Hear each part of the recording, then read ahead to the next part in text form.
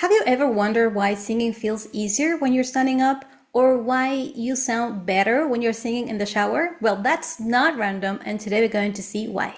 If you're new to this channel, welcome. I'm Jimena Cabrera. I am a singer, songwriter, vocal coach, and the founder of the Singing Panda, a singing academy where we help you develop your voice holistically, that is mentally, technically, and emotionally. Today we're going to explore how your body, your mind, and your emotions are all contributing to the sound you produce. But before that, a short recap. In this series, we've talked about the beliefs that block high notes, different voice types, vocal registers. If you haven't watched those videos yet, I'll leave a link in the description below. Let's go back to those questions that we asked at the beginning. Why does it feel easier for me to sing when I am standing up? Well, because your spine is aligned, so your breathing works more efficiently and you feel your body is supporting you. Why does it feel easier also to sing when you're in the bath or in the shower? Because you're relaxed, your nervous system is calmer, the acoustics also give you better feedback. So in this context, it's important to see how your mind is also cooperating, not just your body.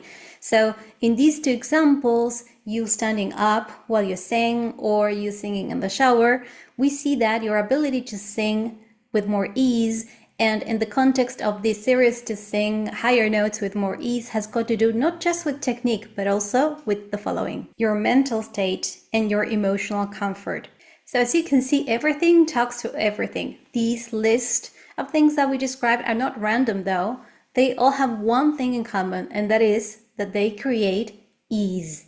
Ease as the backbone of technique. At the core of good technique, there is ease. Let me say that in a different way. Technique exists to promote relaxation. And that's why at the Singing Panda, we chose the panda, because it's a symbol of calm strength, of effortless presence, of groundedness. Because singing is not about forcing anything. It's not about forcing sound out of your body. It has to do with something different. It's about learning how to create relaxation on purpose. When you are relaxed, everything flows more easily. Much like when you are singing in the shower, your breath flows, your neck does not become stiff, your shoulders are down. So all in all, everything feels more pleasant. Mindset shift, struggle versus ease. You might be thinking, okay, so that's all I need to do? Just simply become more relaxed and I will suddenly have the voice that I would like to have, or I'll be able to sing the songs that I want to sing just by becoming more relaxed?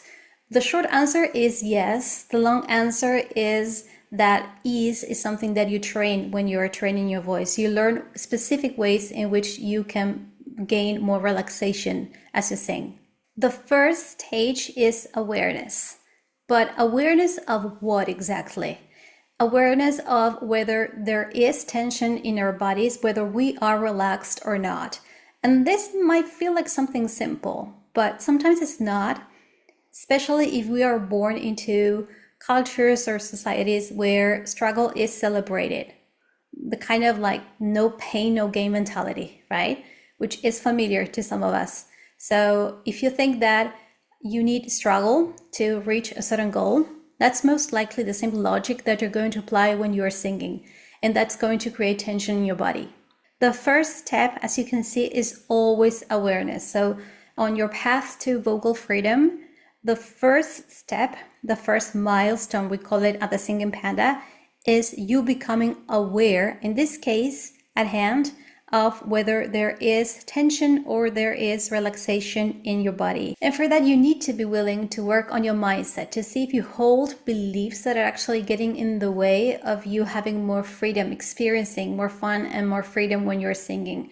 Now we're going to look at 3 examples, ways in which this struggle mindset is manifested in actual practice. Example 1. A student practices until feeling sore. She believes it's normal to feel tired after singing.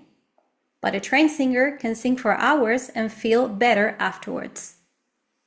Let us not normalize vocal fatigue. Actually, if there is fatigue, it's because something needs a little bit of tuning. In my case, for example, if I give a concert, after a concert of 2 hours or 2 hours and a half, I'd never feel tired. There's no reason why you should feel tired if you're feeling relaxed and you have good technique. So let's not normalize vocal fatigue. Example 2. A student only breathes when she feels out of air. She gasps between phrases. You don't need to feel desperate for air while singing. Breathing should feel organized, not reactive. I had a student once who was only breathing in between verses, in the gap in between verses, but he would go a whole verse without breathing in between. So of course he was very uncomfortable, and he told me that he had issues with breathing, but it was just that he was not breathing often enough. He was just normalizing discomfort. Discomfort is an anomaly. If you don't feel at ease when you're singing, there is something that needs tuning, okay? But it's not the way it's supposed to go. You're supposed to feel ease, and it's supposed to feel easy. You know, once you've trained your voice, you notice that singing feels like talking, really. So eventually, after training, that's how singing feels. Just for you to know that is very important, is the backbone of singing. Example 3. When singing higher notes, the student gets louder, almost like shouting. So remember, if you ever find yourself applying volume every time you sing higher, that is, volume appears automatically every time you try to sing higher into your range, then that is a sign that there is strain happening, even if you're not aware of it. This series, as you can see, is about helping you approach higher notes differently, not by forcing them, but actually by creating more relaxation in your body so that higher notes feel easier to you. We're going from struggle mindset to ease. In the next videos, we're going to see what the actual process looks like, moving from struggle to ease, because ease is not magic. Now I'm curious to see which signs of struggle you recognized in yourself, if any. Does your voice feel tired after singing? Do you run out of air often? Do you automatically get louder on high notes? If that's the case, do not normalize it. Please tell me in the comments. If you would like to have more personalized guidance through this process, then you'll find ways of working with me below. And also I'm going to leave a link to a fun personality quiz that I created for you that reveals your vocal spirit animal and that shows you ways in which you tend to approach challenges when you sing.